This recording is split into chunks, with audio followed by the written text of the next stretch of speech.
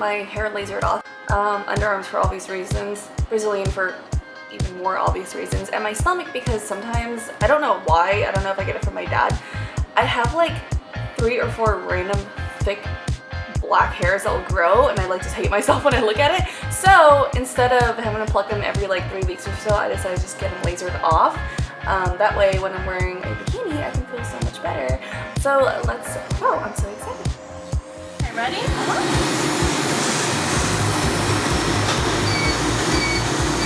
Oh, I don't really feel anything.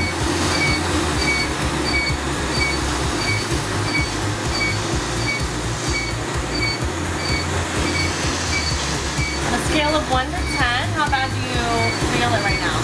Like a 0.5? 0.5? Wow. Yeah, I don't feel anything. That's great. Yeah. Like there, like lower down is maybe like a 1 or a 2. Oh, that was a 5. But yeah, now I can't feel anything.